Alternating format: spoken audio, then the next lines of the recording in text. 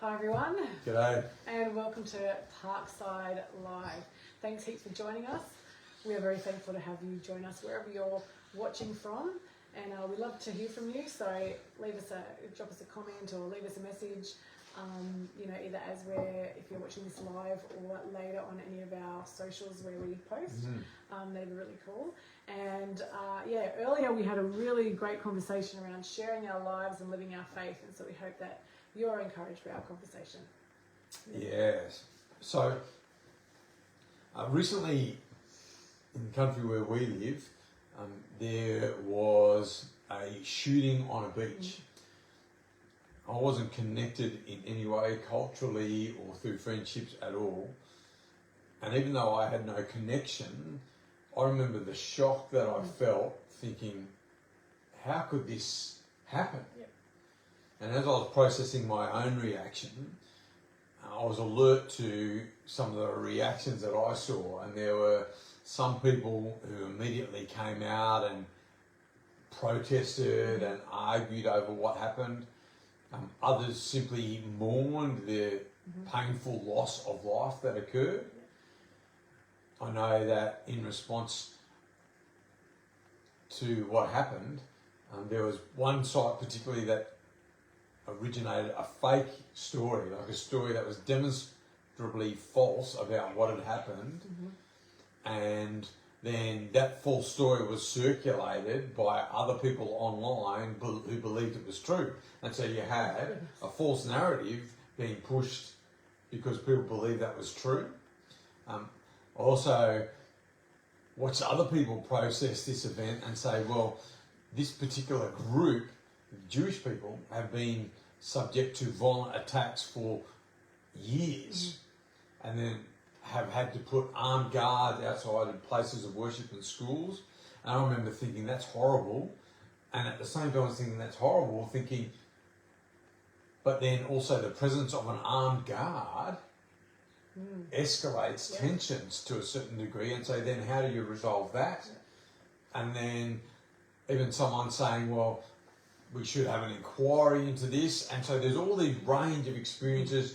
Everyone had an idea on what was supposed to happen. And I was there just trying to work out really what I thought. And into that space of me trying to figure out, well, what do I do? What do I think? All these ideas were flooding in. And you had to work hard to shut those ideas out. And I think we find ourselves in a world where even in the most tragic moments, ideas and ideologies are being forced upon us. You may have experienced tragedy and may have experienced someone trying to use that tragedy to push forward an agenda or an idea. We live in a world where people online want to agitate conflict because that creates engagement. And so we live in this incredible world of just pushing and shoving, trying to get an idea to the front. And some of those ideas, I think, have humanity's best interests at heart. Some of those ideas are profit mongering. And perhaps you've been caught up with an idea where you have thought, this is a good thing. We want to argue for the justice of this idea. Perhaps you've been the victim of someone being cheerful towards you, and you're only talking to me because you want to make money out of who I am. We live in this world where ideas are being thrust upon us, and yet I think as human beings, we long for more than just simply an idea. We want someone to embody that idea. We want someone who can live out an idea so that we can see and say, this works or this doesn't work. I've played sport and I've had the opportunity to be coached by some incredible coaches with a lot of knowledge. I love a coach who's done it. When I've played that position, I want a coach who's played that position, and they can say, no, just do this. And I've had coaches who can say, if you can just move your foot this much, it'll be different. And I didn't believe them, but they were the coach, so I did what I was told. I moved my foot this much, and it changed the outcome of my particular competition. And so we're looking for that. And I don't think it really matters what you believe. We want something embodied. We don't just want speeches. We don't just want thoughts. We want a way to live. Some of us, we shape that ourselves. Some of us are looking for that in other places. But we want to find a way to live a life that we can share in. And so we're going to draw some inspiration from an ancient letter tonight. And I'm going to read a few thoughts here from a letter called 1 Thessalonians here in the scriptures. 1 Thessalonians chapter 1. And this is what it says. We, and so this is the writer who's saying this, saying, we always thank God for all of you and pray for you constantly. As we pray to our God and Father about you, we think of your work inspired by faith, your labour of love, and the enduring hope that you have because of our Lord Jesus Christ. And so when you read that first sentence, what are those three characteristics that stand out, or what he says right there? Well, he says the work of faith, the labour of love, and the enduring hope. And so faith, love, and hope. And what stands out to you about how he presents those three ideas? Yeah, that it's not just a blasé kind of faith, hope, and love. It's like these things that take work and effort in their lives. Yeah, and if we want to build a life that matters, it's effort. To create a life that makes an impact requires energy, it requires intention. And when we're looking for a life to share, I think that's the first thing. If I want to shape a life, it takes effort to shape this life. And so right at the start, as you're watching this, I wonder what kind of life you are shaping right now. I can sit on my couch, I can flick through my remote. That's shaping a particular kind of life. A life that is passive, a life that doesn't work, a life that ultimately leads to isolation. Because if I'm clicking, I'm not connecting. I can build a life. You may be someone who likes to get up early and move somehow, maybe go for a walk. You're doing that, you're building a life of intention. I want to get up at this time and move. You're building a life of longevity, because science will tell us that when we move, it makes us live longer. The question is, what kind of a life are you shaping with your choices right now? Now, if we go into this, we can see that this was a life that did not come easy. The idea is that if we read down a little bit further, what the writer says, he's speaking to a group of people, and he says in the same chapter that you turned away from idols to serve the loving and true God. And it wasn't just a change of the mind, but actually he also writes that you received this new life, this message of new life with joy, even though the severe suffering it brought to you. And so these people in this ancient town, in a port actually, made a decision, we're going to shape a different life. They made a decision to change, even though that change brought hardship. And if you just go back into history, this was a port city, people came with diverse cultures, they came with diverse ideas, and came with diverse, aspirations or gods, they would say now. Diverse goals, we might say, in our time. And yet these people said, no, we're not just going to say whatever is okay, we're going to build our lives towards something that makes an impact, that's something that matters, a life that is built on faith, a life that is shaped by love, and a life that is energized by hope. if you've ever tried to make a change, you'll know that there are people in your life who can work very hard to keep you the same. Yep. Yeah, you're not. Have you ever had an experience like that? Oh, I think just when people go, oh, you don't really have to do that, or just trying to keep you, like, even if it's might be a way that you want to eat or a fitness goal or something else, it's like, oh, that doesn't really make a difference. Like, just trying to get you to maybe second guess what you're doing so that you just stay the same and maybe go, oh yeah, I'll give up before I even start, because they're not encouraging you in this new thing that you want to do. That's very true, isn't it? And we can devote a lot of energy trying to change the opinions of people around us. We don't always know how that's going to go. But one thing that we do have influence on is our choices and the life that we are shaping. So when we're surrounded by those people who maybe aren't encouraging, or it's not our job to change their mind. It's our job to shape our life in the direction that we find. And when we look at a life worth living, when we start to think about the life we're shaping, I wonder what it is that makes a life worth living. As you watch this right now, what makes a life worthwhile? For you, and where you are at this point in your life, what would you say makes a life worthwhile? Loving and being loved.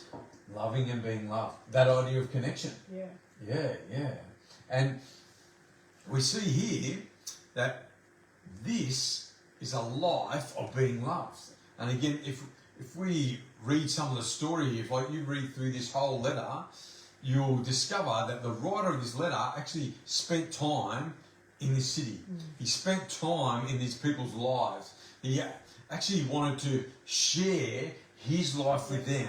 And he would work hard during the day to make money. He didn't ask for any money. He didn't ask for support.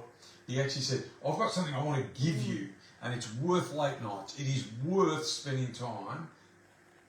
It's love. His life was shaped by love. Connection between one person and another. And it may sound easy to talk about love. And yet, as you described right at the front, it is a labour shaped by love. If you make a decision to live a life of love, it is a decision to work towards love. And that's just a nice feeling. It's an actual, choosing to act in a certain way. Again, it's true. It doesn't matter your perspective on life. Love takes effort. Yeah. I mean, in your life, where have you seen love taking effort? Oh, just even with you and I. Yeah. Like, because we're not always in great moods, we're not always feeling energized, and so we've made a choice, and we keep making that choice to choose to love and to put one another first, and like all of those things that take an effort, or when you're going, I want to show you love by, I don't know, even if it's something as simple as cooking a meal, it takes effort to go and to do these things in order to show love to another person, whether I feel like it or not. Yeah, that's very true. I've seen you in the middle of the night getting up to kids who are helpless without you, and yet I also know, because you're so tired, you've made a tough choice to show love to these kids. And that's a very natural love. Yeah. It takes effort. We can choose to be patient with someone who is frustrating us. That's love, and it takes effort if you've ever been in that situation. When we then step out of personal relationships into public relationships, we might not use the word love, we might use the word compassion, we might even use the word justice that says, you have value, I will stand with you. And in those moments, love takes intention and effort. And yet a life worth sharing is a life that is built on love. And when it comes to faith, we would actually say that is what matters.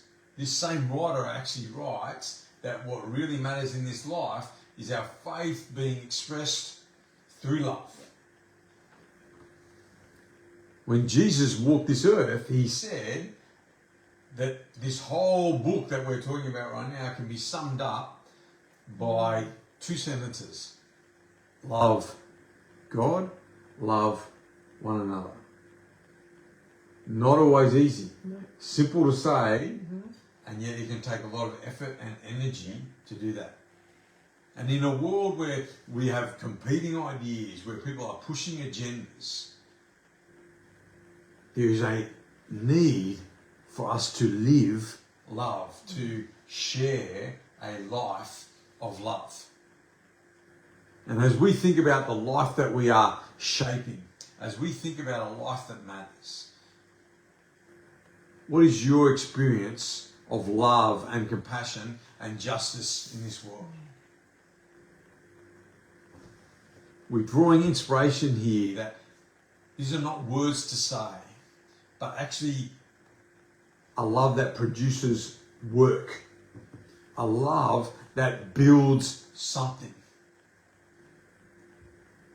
a love that can build a relationship.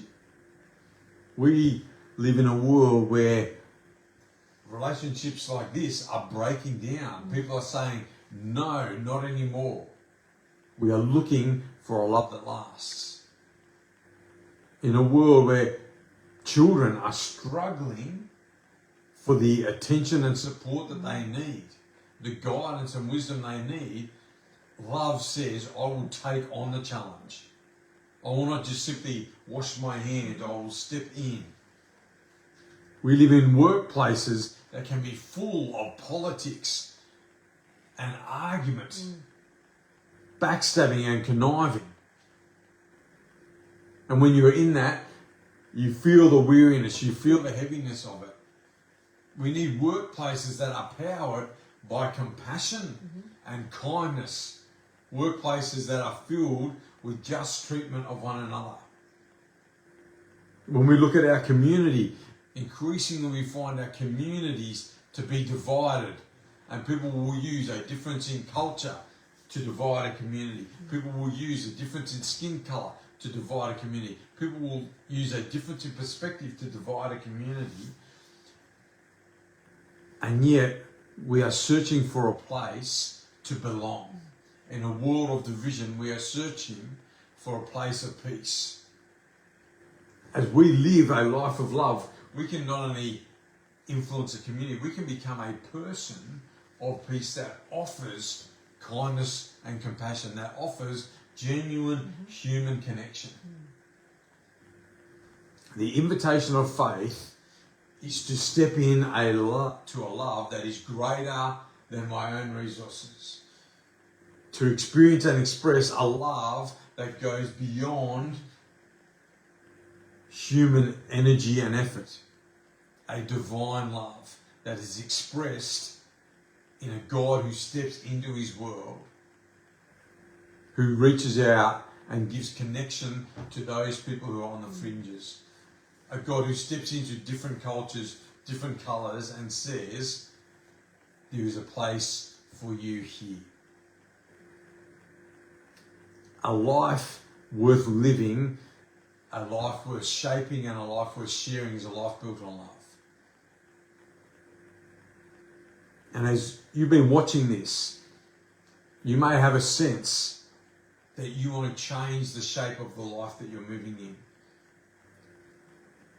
You may have a sense that you want to be a bigger expression of love in your community. I want to invite you to take a simple step of faith. To simply give what you have right now to this God of love. To say, Jesus, I give you my life. Give me your life. Give me your love. Help me to shape this life of love, to express this love. If that's something that you're ready to do right now, we want to invite you to pray with us. Jesus, I give you my life. Give me your life. Jesus, I give you my life. give me your life. If that's a decision that you made and a prayer that you've prayed right now, we'd love to support you in any way we can. Please drop us a DM on our social channels or send us a comment as you watch this on YouTube. If you're in Southwest Sydney, we invite you to join us around this table with friends. Thanks for tuning in. God bless you. Bye.